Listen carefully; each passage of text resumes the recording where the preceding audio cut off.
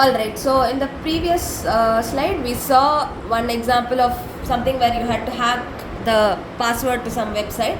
There were some constraints and stuff.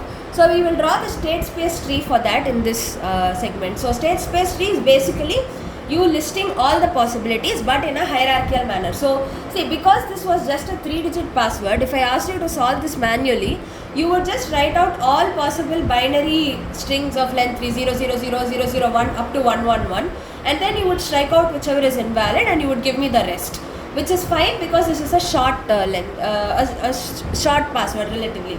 What if my password was 16 digits long or something, no? So then writing out all the possibilities itself is going to be one, time consuming, and two, you're prone to make mistakes. So as early as possible you want to detect an invalid state and not explore it at all.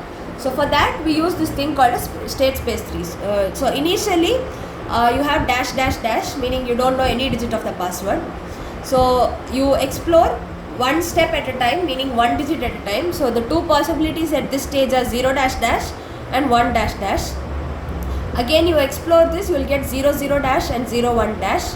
Similarly, if you explore this, you will get 1 0 dash and 1 1 dash.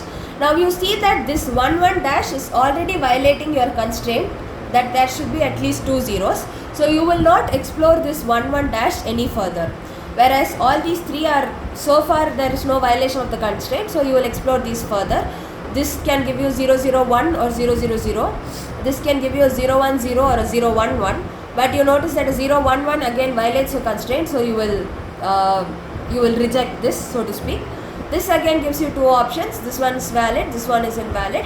So you will reject whatever is invalid, you will select whatever is valid, and you see that the answer states are these.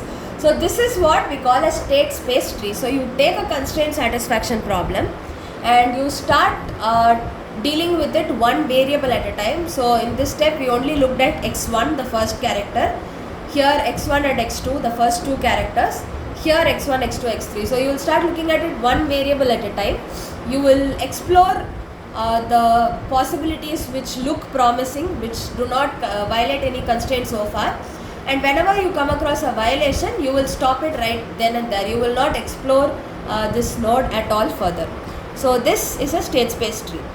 So here, if you look at it, any intermediate state which you choose to explore because it looks valid is called a live node or a valid state.